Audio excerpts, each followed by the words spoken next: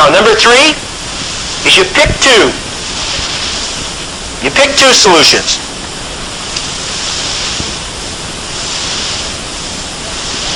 You pick what is the fairest for everybody involved.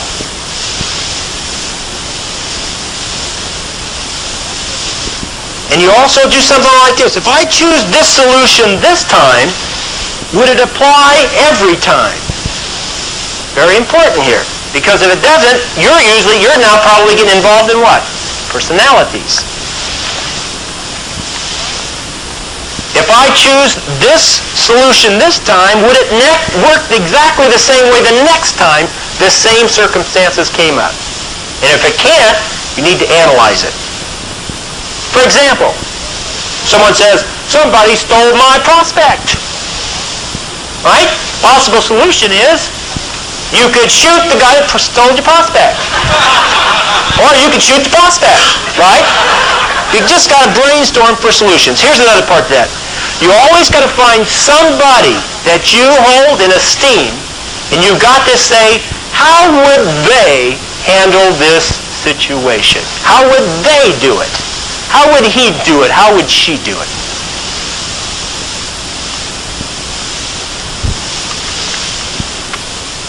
Number 4 is you choose the best one. Choose the best solution. Choose it quickly. Quickly. Knowing that you will make mistakes. But what's our goal? 51% accuracy. And when you choose it, here's what you judge. You judge intent. You've got to judge intent. When someone has done something inaccurate, you've got to judge their intent.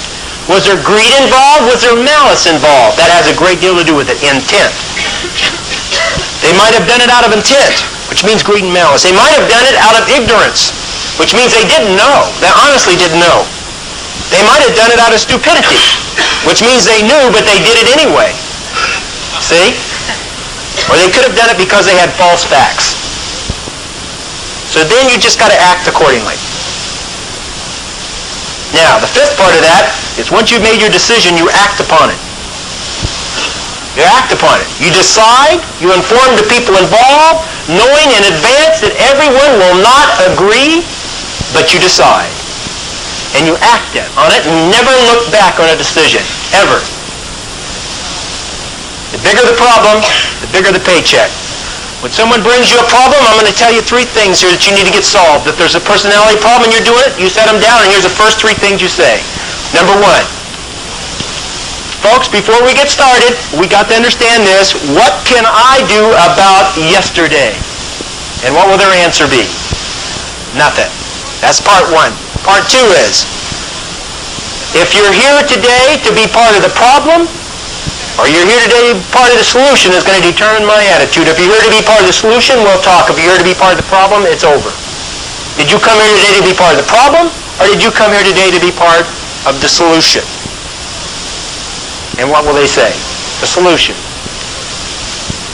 And then the 3rd thing I always say is I want you to know going in, there's no perfect solution to anything. Now, if you agree to those ground rules, we'll proceed. Now, these are some things that will help you in solving problems, some concepts that will help you. You've got to get concepts down. If you get concepts down, they'll always stay with you. Techniques change constantly. Concepts stay the same. Okay, I want to just share a couple things with you here now that I feel strong about. It's called diseases of attitude. I feel very fortunate in my life that I've been exposed to the type of thinking, the type of training that we're getting here today. I can only tell you this, if it means a portion to you what it's meant to me over the last 12, 13 years, it'd be a very valuable afternoon for everybody. We got to share with you what's going to hurt you as well as what will help you. We can't just say, here's the way, here's the way. There's some things that will hurt you. We might call this the negative part of the day. Diseases of attitude are a lot like weeds in a garden. To get a good garden, you need several things, right? If you're going to grow a rose garden, you've got to have several things. Number 1, you need good seeds, right? You need good soil. You need plenty of water. Most importantly, you need a real good hoe to have a good garden, don't you? If you're going to have a beautiful rose garden, that's what it takes. But in the same area of space, to have weeds, what do you have to do? Nothing. To get weeds, you don't have to do anything at all. Weeds will come up all by themselves. You don't need good ground. You don't need good water. You don't need a good hoe. You don't need anything. Weeds will crop up all by themselves. You don't have to plant weeds. Weeds are automatic. Rose garden you have to plant. Rose garden you have to tend. See, this applies to all areas of our life. It's almost like a man stands at the garden of his wedding, the door of his marriage. And he looks out there and his marriage is in complete shambles. And he says, I didn't intend it to be this way. And of course not, he didn't intend it to be that way. Nobody intends it to be that way. But it is. And I'll tell you how things get in shambles. It's called neglect. Neglect will do it every single time. 1 week of neglect can cost a year of repair in your rose garden, can it? Don't water your rose garden. Don't weed it. Don't fertilize it for 1 week in the heat of summer, and what's going to happen? It's over for your rose garden. A person can amble around here for a while and to be lost for a lifetime. You've got to tend your garden. You've got to get out the hoe. And here's some attitudes that we're going to talk about, diseases of attitude. Number 1 is indifference. Indifference. Indifference is the mild approach to life. Indifference is that shrug of the shoulder. Saying, oh, you know, I can't get all that worked up about something. That's indifference. All I can tell you is if you can't get all worked up about something, you need to check your list. If it's not worth getting all worked up over, perhaps it's not worth doing at all, regardless of what it is. Get worked up about what you do. Swing hot or swing cold, as they say. Even the good Lord said it. I have more respect for the person, that goes all the way than the person who's in the half-baked, lukewarm middle here. Strong feelings is what we're after. Someone's always asking, what type of people do you look? What type of people do you like to be around? And my quick answer is always strong feeling people. I don't care what they feel strong about. What I want them to do is feel strong about what they feel. I don't care, bring me whatever you want. That won't work. That won't get it. That won't cut it. It's kind of like back in the real early Christian days. The good Lord needed someone with strong feelings to lead the Christian movement. Back then, it wasn't like it is today. You didn't put 125,000 people in the LA Coliseum to hear Billy Graham on Sunday. Back then, it wasn't good to be a Christian, right? You didn't go out and publicize the fact, and one thing you didn't do was go to the Coliseum, especially on Sundays, right? The word was stay away from the Coliseum. And the good Lord needed someone to lead the charge. And he's looking around for someone, and his prime thing that he was looking for was someone with strong feelings. And he looks down there and he sees Saul of Tarsus. You got to understand Saul of Tarsus. Saul of Tarsus was probably one of the greatest Romans that ever lived. He was also Jewish, and one of the greatest Romans. And he was very intellectual, one of the greatest debaters of the time. Saul of Tarsus was really something. You always knew what Saul was into, because whatever Saul was into, he went all the way out for it. Everybody in the community knew what Saul was thinking. Everybody in the community knew what Saul was doing. He was called All-Out Saul, right? Because he went all out for everything that he did. Saul only had one problem. He hated Christians. He hated them so much that he killed them. Every place he went, he killed Christians. And because he was high up in the community, he had letters of authority to go around and kill Christians every place that he went. Right? And he heard about a new group of Christians starting up in Damascus. You know the story, right? And he got new letters of authority, gathered some men around him, and he's smoking it to Damascus to get these new Christians. And the story goes that he was breathing threats of slaughter.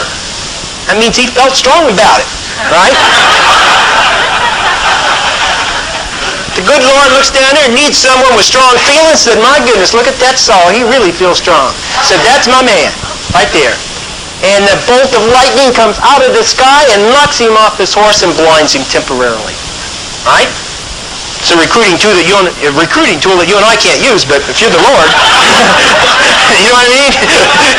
Have at it. Long story short, Saul gets converted to Christianity and becomes one of the greatest champions of the early Christian movements. One of the greatest men to ever live. Saul of Tarsus, Paul the Apostle. And it was really something. See, strong feelings is what you look for. You've got to put everything you've got into everything that you do. Paul later said, the things that I once loved, I now hate. The things that I once hated, I now love. And that's called strong feelings. See, I don't care what direction a person's going in. I want them to feel strong about what they feel about. But everything you've got and everything you do, that's the formula for real success. That goes from making a fortune to kissing your lady in the morning. I will promise you that adventure awaits you in both cases.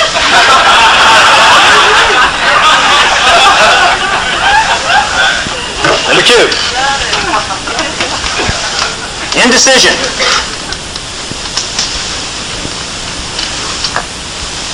Indecision is called mental paralysis. Indecision will bring you to your knees.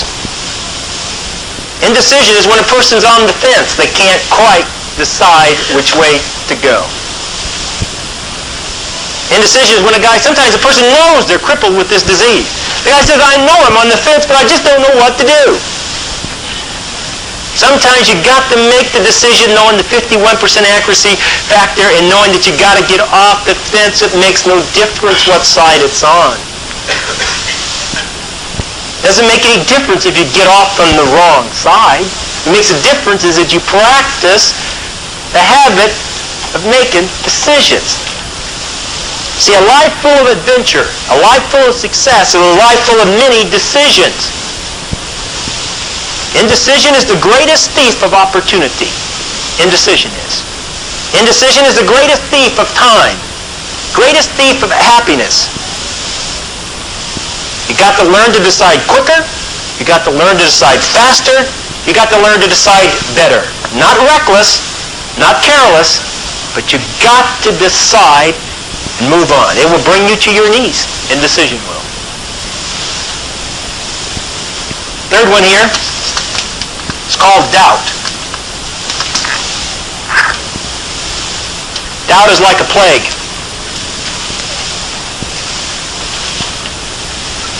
The worst doubt that a person can have in their life is self-doubt. It's the worst. To doubt themselves. Person doubts, well, I don't know if I can do all that well. Why would a person entertain that thinking at all?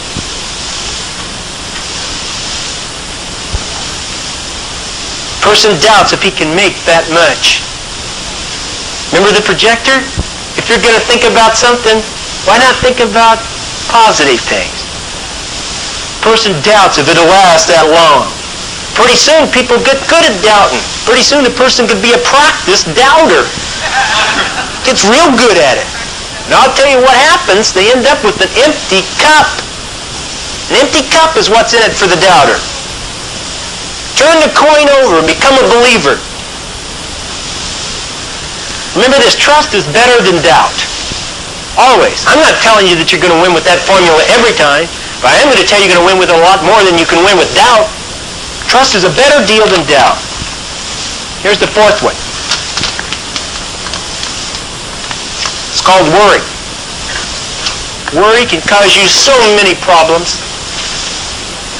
Worry can cause you health problems. Worry can cause you social problems. Worry can cause you personal problems, economical problems,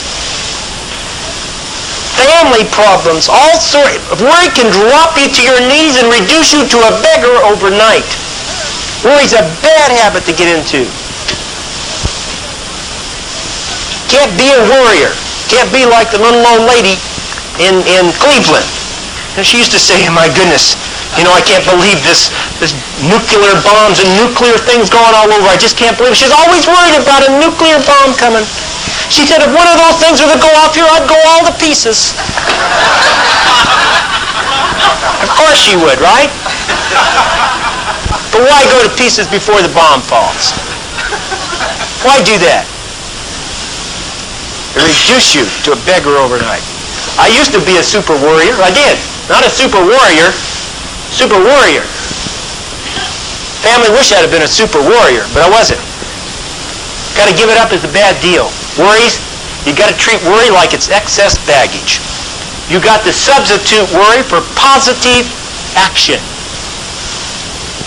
I want you to remember this. The heavy chains of worry are always forged in idle hours. The heavy chains of worry are always forged in idle hours.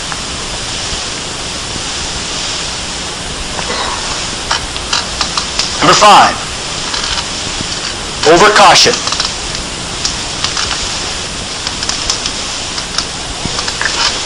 Some people are just always cautious. This is called the timid approach to life.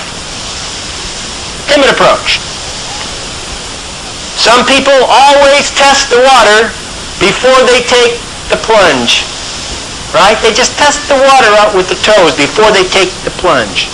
Some people wait for better days to come. Better days are never going to be here. They're never going to be. You got to take the days as they are and make them into what you want them to be. Better days aren't coming. When has there been a better day? There hasn't been a better day. There's 24-hour segments that we have at our disposal for success, failure, happiness, sadness, positive, negative, 24-hour segments every single day is what we have. There's no such thing as better days. There's days. Period. Take the days how you find them and make them into what you want them. I tell you, one of my biggest cautions always was risk. Risk. I said, well, what if this happens? What if this happens? And then what if this happens? And what about that? What if that happens? What about that one, huh? Used to be my attitude. There's always risk. Okay? Always risk. People who chronically fail always look at the risk and the opportunity. People who always succeed look at the opportunity in the risk. You can't get away without risk. Nobody's entitled to go through this deal called life without risk. You think you could have success and happiness without risk? It's an impossibility. Nobody gets off without having risk. It's part of our lives. Let me tell you, life is risky. I'll tell you how risky it is. We ain't getting out alive. Try that deal out.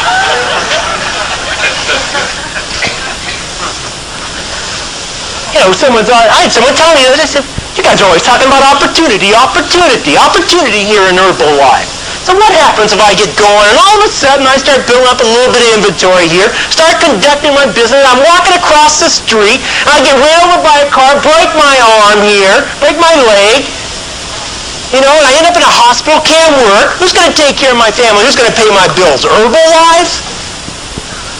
Answer that question is, of course not. I'll tell you what I told him. I said, listen here. When you're walking across the street, instead of it being a car that hits you, let's have it be a truck. And not only does it break your leg this time, but it breaks your arm, breaks your back, breaks your neck, crushes your skull. You end up in a hospital, a complete vegetable for the rest of your life. How about that one? He said, don't make fun of me. I said, I'm not making fun of you. My wreck's better than yours. You can't design a nice one-legged wreck. Can you? You can't do that. So if you can't do that, why design any wreck at all? Why look at that side of it?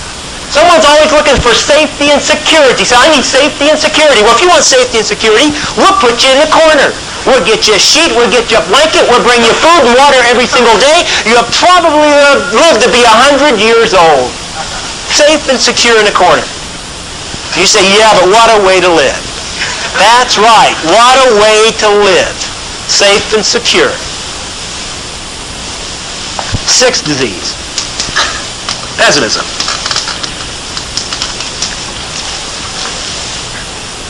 The pessimist always looks on the dark side.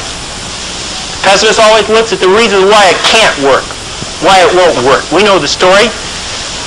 To the pessimist, the glass is half empty. The optimist, the glass is half full. We know that story. Just got a new place out on the beach. Boy, it's nice. You walk outside and you put your feet in the sand. It's just unbelievable. Can't even tell you how good I feel there, and I know I look good too. That's probably the best part about it. And you're there. I had a friend over, and he says, "My goodness, the taxes must be high here." You step out and put your toes in the sand, and he says, "The taxes must be high." Can you believe that? Got a view of everything. He can't even believe the view. And he says the taxes must be high. And he doesn't even live there. He can't enjoy the sand because he's concerned about the taxes. Negative accountant I once worked with, he kept saying, "What if we go broke? What if we go broke?" And I kept saying, "What if we get rich?" See, the pessimist doesn't look for virtue. Looks for faults. But once they find the faults, they start to enjoy the faults. As he looks out the window, he doesn't see the sunset, he sees the specks. He doesn't see the beautiful painting on the wall, he sees the cracks. How ugly it is. It's ugly. We don't need to be that way. It's not becoming to anybody. I don't care who you are. It's ugly. Get rid of it. Doesn't take long for pessimism to break your life down to where it's not worth much more than a warm pitcher of spit. Just wanted to get the point across. Didn't want you to forget. Okay, number 7 here.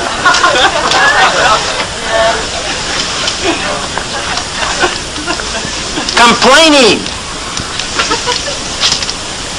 Complaining, crying, griping.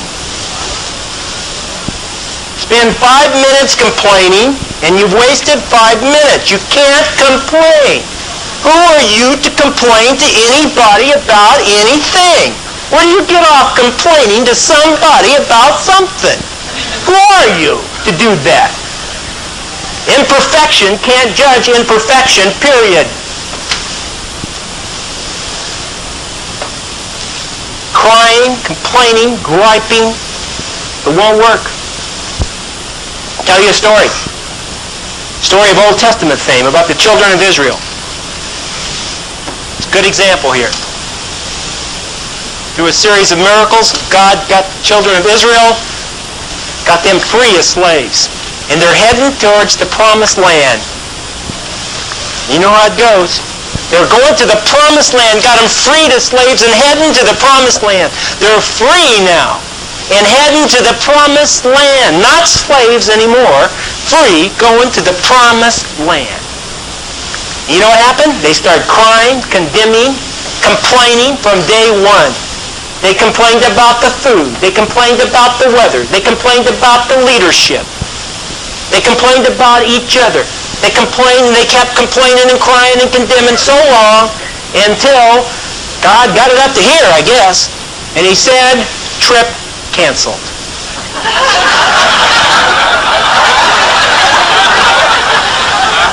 They never made it. They died in the wilderness. Going to the promised land and crying and condemning and complaining. They never made it to the promised land. That's how serious that one is. Okay, those are the 7 diseases. You got to know about them. You got to work on them. You got to become aware of them.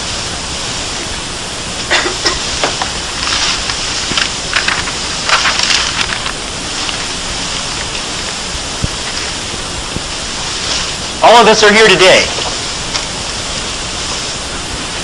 because we came here today to turn our lives in a new direction. We're not here for anything else. We need to remember that deal about lying to yourself. Tell yourself why you're here today. There's a lot of other places you could be today besides spending 4 hours at the Bonaventure with us. You could be any place you wanted to be. You're here today because you want your life to be turned in a new direction. There's some ingredients that has to take place. There's 5 major ingredients, and I'm going to share them with you here.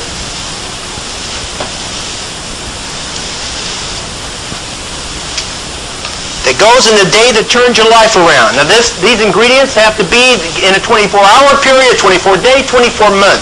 But there's some ingredients, 5 major ingredients that goes into turning your life around. The first one is disgust. Disgust. You know what disgust means? Disgust means you don't like it is. Disgust means that you've had it up to here. You're not putting up with it anymore. No more will you live with it like this. See, a person could have it with embarrassment of not being able to pay their bills on time. They said, I've had it, no more. A person could say, I've had it with giving $1 when they always want to give more. A person could have it with that sick feeling when a man knows that his wife is down at the store shopping. And she's looking at beans, 2 cans of beans, one marked 37 cents, one marked 39 cents, and he's sick inside knowing his wife is going to choose the 37-cent can of beans, and she doesn't even like the brand. And you know why? To save 2 cents. And the man says, I'm not living like this anymore. I have had it. No more are you going to see me on my knees in the dust looking for pennies.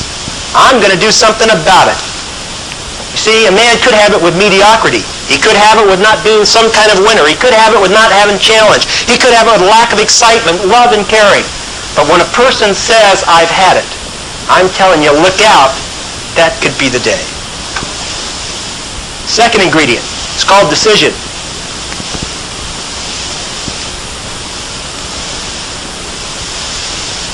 You have to know what you want. Almost everybody in my life that I've met can tell me what they don't want. But also almost everybody in my life I've met can't tell me what they do want. Most people spend more time planning their 3-week vacation every year than they do their future. So you've got to find out what you do want.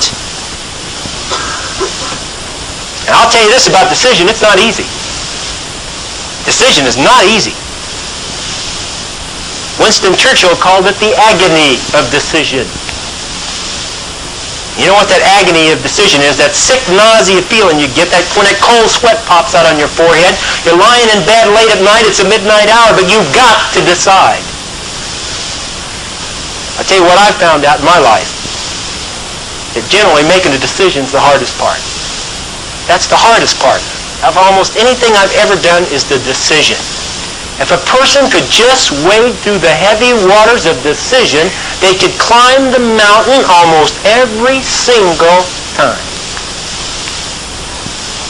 Third ingredient, it's called desire. You have to want to. This whole day has been about these 5 ingredients. You have to want to. You have to be able, you got to develop your want to. I wish that Herbalife had desire for sale. I do. I wish that we could package it in little bottles like this. Because if we could package desire, and you could take a couple of tablets and it would increase your desire every day, here's what I'd do. I'd tell you to go home and liquidate all your assets and come back and buy everything your money will purchase. Buy every bottle of desire, because that's where it starts. I'll tell you this about desire. It comes from deep within inside you. You can't clip out a coupon in a magazine and send for it. It doesn't work that way. It can't be bestowed upon you by some benevolent magistrate someplace. You have got to develop it. I'll tell you what's happened to me. Your desire can be cultivated. It can be cultivated by a meeting like this today. It can be cultivated by getting involved with a group of people. It can be cultivated in a lot of ways. A lot of it comes from books that I've read, people I've met, my family. The only thing I'm sharing with you here is every single day add more weight to your want to. Ask for it. Search for it. Fourth ingredient, it's called action. Decision can turn you in a new direction. Action takes you in that new direction. Now, I'm going to give you a word to go with action. It's called massive action. All-out massive action. Don't be like the distributor says, okay, I'll pass out a few brochures. He'll always be broke. Don't be like the guy who says, okay, I'll make a few contacts. Listen, you can guess their bank account. But like the girl says, all right, I'll try a sales party and see what happens.